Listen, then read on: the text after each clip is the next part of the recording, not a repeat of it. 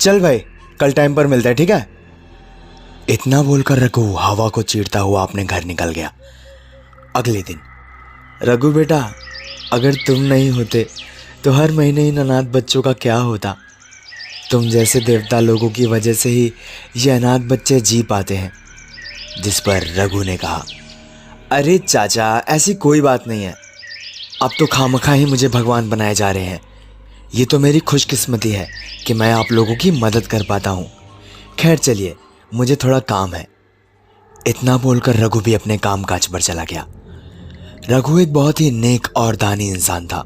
कोई भी कभी भी रघु की बुराई न तो कभी किया था और न ही किसी के मुंह से रघु ने कभी सुना ही था।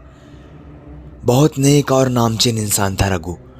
वो पहले एक ऑटो चलाता था और फिर बहुत ज़्यादा मेहनत करने के बाद आज उसके पास 9 टैक्सी और 12 ऑटो है, जिनका वो अकेला मालिक है।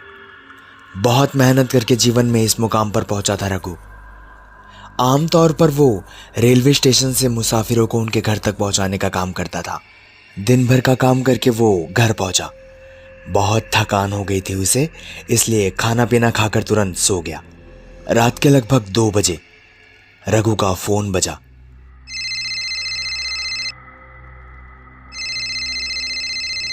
रघु ने फोन उठाया तो सामने विशाल था, पर थोड़ा नशे में था।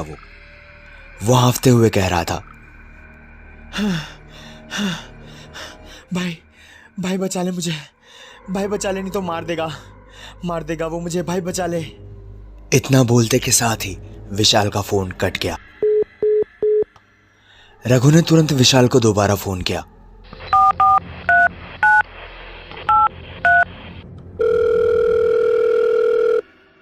रघु को लगा कि नशे में फोन किया होगा, नशा उतरेगा तो अपने आप ठीक हो जाएगा। यही सोचकर रघु सो गया और सुबह हुई तो थोड़ा फ्रेश होकर सीधा विशाल के घर चला गया। वहां उसकी वाइफ नीलम से मिलकर बोला, भाभी, वो रात को विशाल का फोन आया था कि उससे कोई खतरा है, मैं उससे मिलने आया हूं। विशाल कहां पर है? जिस पर नीलम ने बोला कि वो घर में सो रहे हैं। दोनों साथ में विशाल के पास गए और विशाल को उठाया। विशाल, विशाल उठ भाई।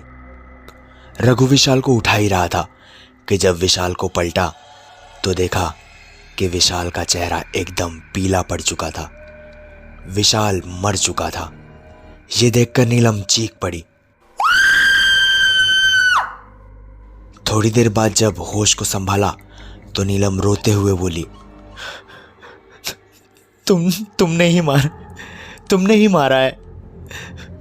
तुम ही इनके मौत के जिम्मेदार हो।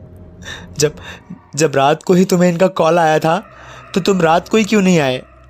जरूर तुम्हारा कुछ हाथ है इनकी मौत में। रघु ने नीलम से विशाल का फोन छीनने की कोशिश की और थोड़ी मशक्कत के बाद रघु ने नीलम से विशाल का फोन छीन ही लिया और फोन के डायल बुक में देखा तो रात को उसका कोई कॉल ही नहीं आया था। रघु ने विशाल का फोन वहीं उसके पास धीमे से फेंका और बोला, मैंने नहीं मारा है भाभी, मैंने नहीं मारा विशाल को। यह बोलकर रघु वहां से जोर से भाग गया।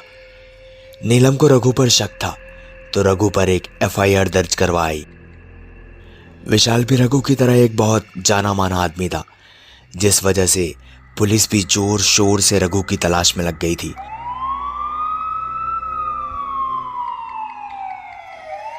जब रघु को पता चला कि पुलिस उसे ढूंढ रही है तो रघु एक बस में जाकर बैठ गया और सोचा कि इसी बस से वो शहर से बाहर निकल जाएगा और फिर जब सब कुछ ठीक हो जाएगा तो आकर अपने बीवी और एक 3 साल के छोटे बच्चे को भी ले जाएगा।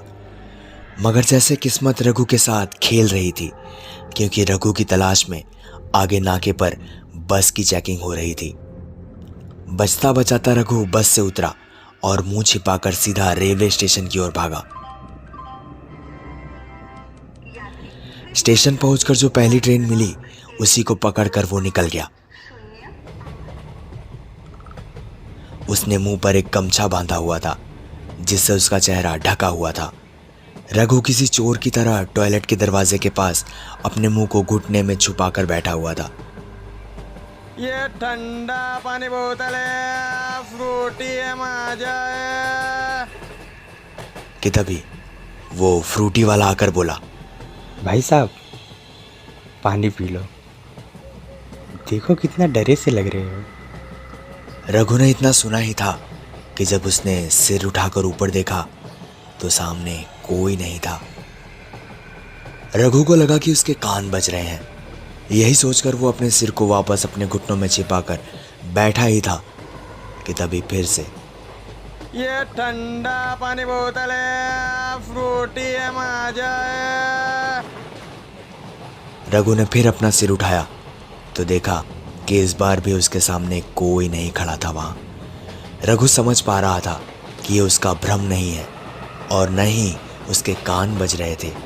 तभी एक आवाज फिर से आई, ये ठंडा पानी बोतल है, फ्रूटी है, माजा है। रघु को एक आदमी अपनी ओर आता हुआ दिखाई दिया तो वो आदमी आते के साथ ही बोला, भाई साहब, पानी पी लो। देखो कितना डरे से लग रहे हो। रघु भी कुछ नहीं बोला।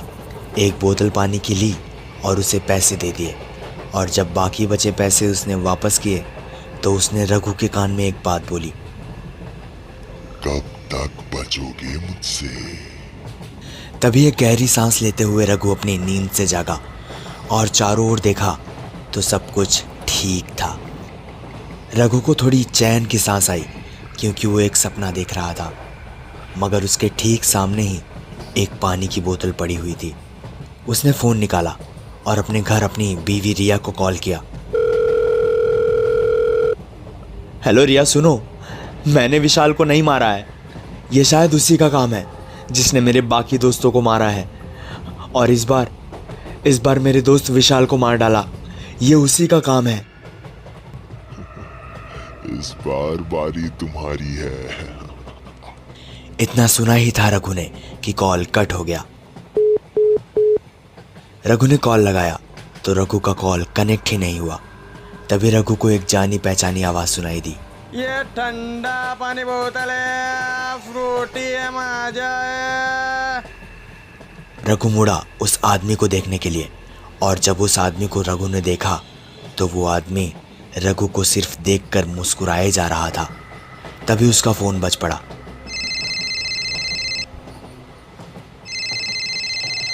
सामने से आवाज आई, देखो रघु, तुम एक इज्जतदार आदमी हो, खुद को कानून के हवाले कर दो, नहीं तो अगर हमने पकड़ लिया ना तो तुम्हारी अच्छाई गई भाड़ में।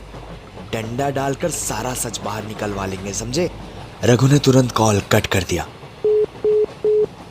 और कहीं पुलिस उसका फोन ट्रेस ना कर ले, इसलिए फोन में से सिम निकालकर फोन और सिम दोनों को तोड़ दिया उसने और जाकर टॉयलेट के कमोड में डाल दिया।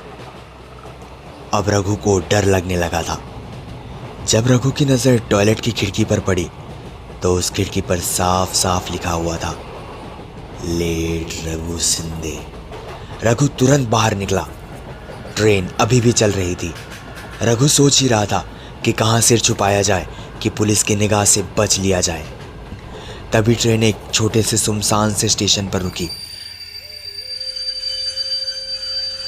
कोई खास भीड़ नहीं थी वहां और कोई बड़ा स्टेशन भी नहीं था वो, पर रघु के सिर छुपाने के लिए ये बहुत अच्छी जगह थी। रघु ने सोचा कि यहीं रुक जाया जाए। अपने शहर से इतने पास रहेगा तो किसी को शक भी नहीं होगा कि वो इतना करीब रुका है और वो पकड़ा भी नहीं जाएगा। रघु इसी स्टेशन पर उतर गया। मुंह छुपाता हुआ जब वो जा रहा था तभी वहां के स्टेशन पर स्टेशन मास्टर दिखाई दिए। रघु की स्टेशन मास्टर से अच्छी खासी पहचान थी क्योंकि कभी भी स्टेशन मास्टर को कहीं भी जाना होता था तो ज़्यादा तौर पर रघु को ही ले जाया करते थे वो। रघु उनके पास गया और बोला, मास्टर जी कैसे हैं आप? जिस पर मास्टर जी ने कहा, अरे रघु तुम? मैं तो बिल्कुल ठीक हूं। रघु ने बोला, मास्टर जी थोड़ा काम था, मुझे कॉल करना है, तो क्या आप अपना फ़ोन देंगे मुझे? आपका बहुत आभार होगा। जिस पर स्टेशन मास्टर ने कहा, अरे रघु इसमें आभार की क्या बात है, वो मेरी ऑफिस में जाकर कॉल कर लो। रघु उनकी ऑफिस में गया। वहां एक पुराने ज़माने का फ़ोन पड़ा हुआ था। रघु ने नंबर मिलाया।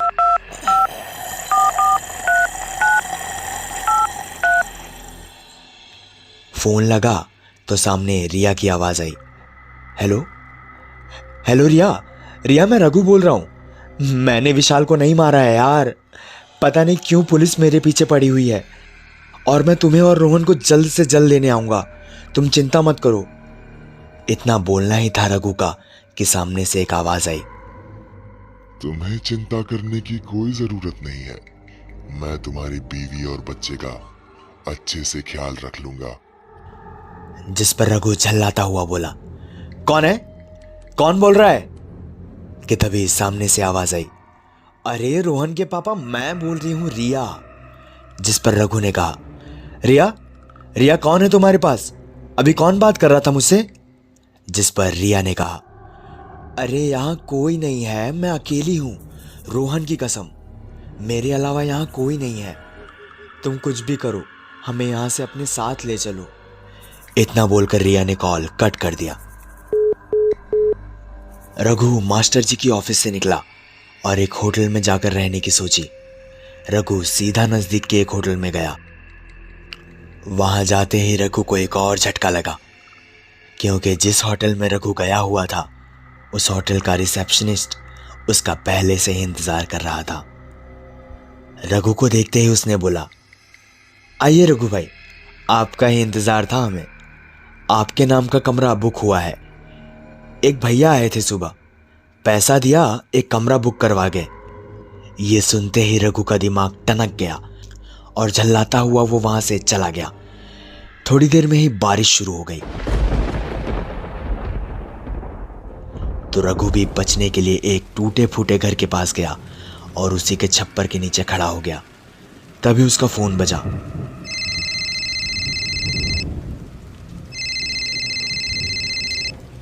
और रघु ने फोन उठाया तो सामने से रघु की बीवी रिया का कॉल था। रिया कुछ बोलती उसके पहले ही रघु रोते हुए बोला, मैंने विशाल को नहीं मारा है, पता नहीं क्यों मेरी बात कोई नहीं मान रहा, मैंने विशाल को नहीं मारा है यार। और तभी सामने से उसकी बीवी और उसके बच्चे रोहन की रोने की आवाज आने लगी।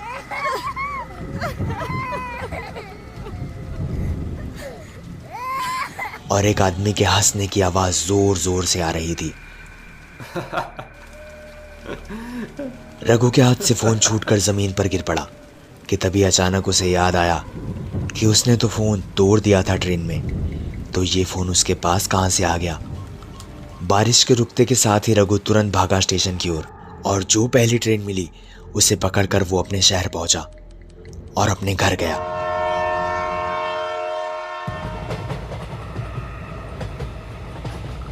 वहां जाकर देखा तो धक्का खा गया वो, क्योंकि अपने घर पर पहुंचकर देखा तो सब कुछ ठीक ठाक था, मगर वहां पर पुलिस का पहरा होने की वजह से रघु पकड़ा गया था। थोड़ी ही जोर जबरदस्ती करने पर रघु ने सारा सच बता दिया कि कैसे वो और उसका गैंग रात बिरात आने वाले मुसाफिरों को लूटा करते थे।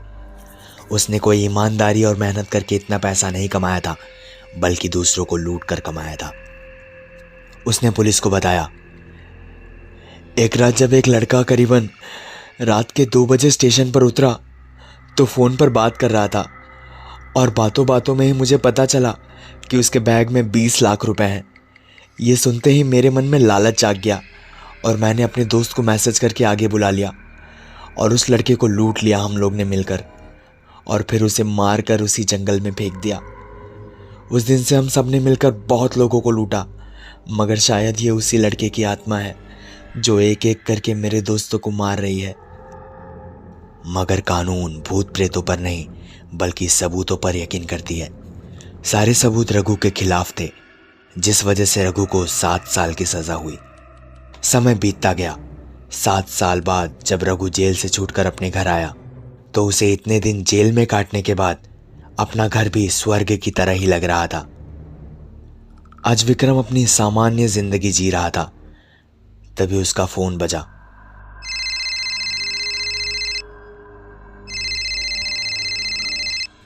कॉल किसी और का नहीं बल्कि रघु का था, जो हांफते हुए कह रहा था,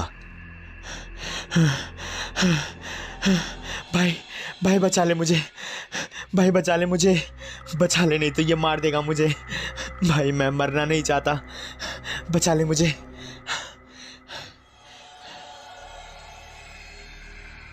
और आप सुन रहे थे मौत के बाद।